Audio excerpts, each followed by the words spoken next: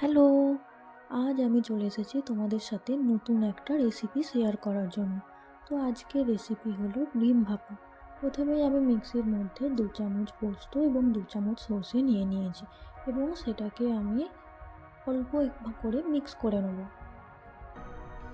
দেখো হয়ে গেছে। এরপর আমি এর মধ্যে কাঁচা লঙ্কা এবং অল্প একটু জল দিয়ে এটার একটা মিহি পেস্ট বানিয়ে নেব।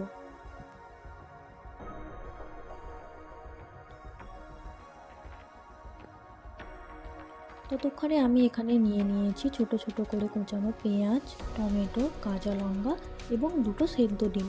সেদ্ধ ডিমের চারপাশে আমি এইভাবে ছুরি দিয়ে ছোট ছোট করে কেটে দিচ্ছি, যাতে মশলা ডিমের ভেতরে ঢুকে যায় ভালোভাবে।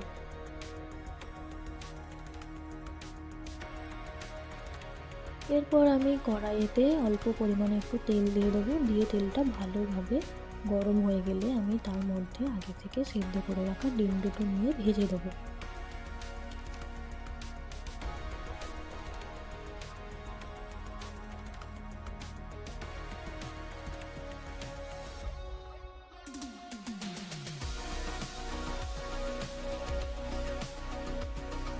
এই অবস্থায় আমি এখানে লবণ এবং একটু হলুদ দিয়ে ডিম দুটোকে ভালোভাবে ভেজে নেব। লবণ এবং হলুদ দেওয়ার জন্য ডিমের মধ্যে সুন্দর একটা কালার চলে আসবে।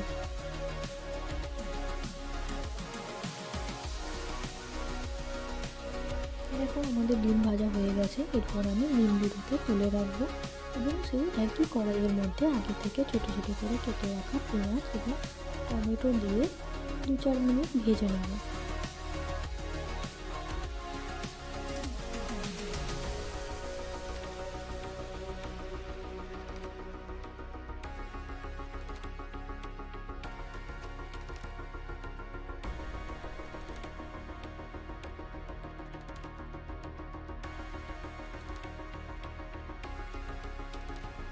দেখো এটাও আমাদের ভাজা হয়ে গেছে। এরপর আমি একটা স্টিলের টিফিন বক্স নিয়ে তার মধ্যে পোস্ত আর সর্ষের পেস্টটা দিয়ে অল্প একটু জল অ্যাড করে দেবো এর মধ্যে, এবং এখানে আমি পরিমাণ মতো হলুদ, পরিমাণ মতো লঙ্কার গুঁড়ো এবং পরিমাণ মতো নুন অ্যাড করে দেবো। আমি যেহেতু নুনটা আগে থেকে বেশি করে দিয়ে রেখেছিলাম, সেই জন্য আর এখানে নুন দিলাম না। আপনারা স্বাদ বুঝে নুন ইউজ করবেন। এরপর এখানে আগে থেকে ভেজে রাখা টমেটো পেঁয়াজের পেস্ট দিয়ে দেবো এবং আগে থেকে ভেজে রাখা ডিম দুটো আমি এর মধ্যে দিয়ে দেবো।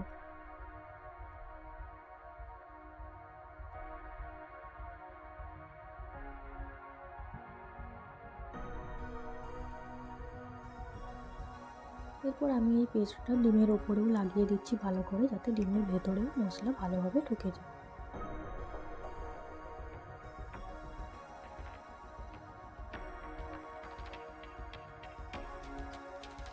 এরপর আমি এখানে একটু কাঁচা সরষের তেল এবং একটা কাঁচা লঙ্কাকে মাঝ বরাবর চিড়ে দিয়ে দিয়ে দেবো।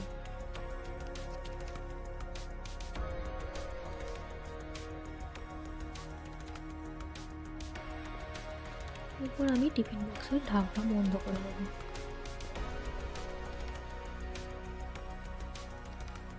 এরপর আমি কড়াইতে জল ঢেলে জল যখন ফুটতে শুরু করবে তখন তার মধ্যে টিফিন বক্সটা বসিয়ে দেবো এবং ঢাকনা দিয়ে মিডিয়াম টু লো ফ্লেমে 15 থেকে 20 মিনিট মতো আমি এটাকে রান্না করে নেব। এরপর আমাদের ডিম ভাপা একদম রেডি হয়ে গেছে খাওয়ার জন্য। খেতে কিন্তু দুর্দান্ত স্বাদ। ভিডিওটি ভালো লাগলে একটা লাইক করে দেবে, চ্যানেলটি